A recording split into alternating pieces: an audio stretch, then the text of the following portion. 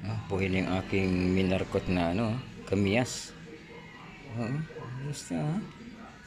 Ayun may suloy na bagong dahon. Minarkot ko nito mga more than 1 month ko bago ko siya pinutol sa puno.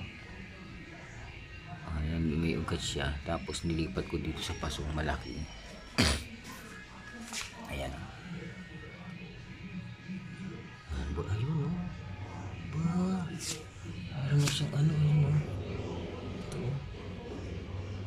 ito bubunga to pag gaganyang minarkot, yan bumunga kagad dyan. Nabuhay na siya galing mayroong minarkot pa akong isa doon, patatagalin ko muna para magkaroon siya ng ugat.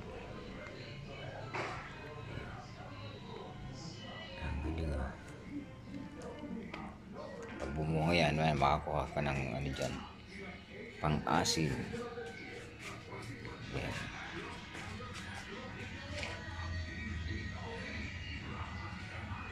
Mahal to pag binintang ganito.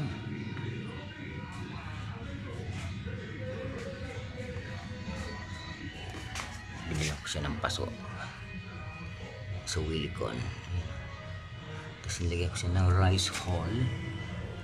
Ayan sa babaw.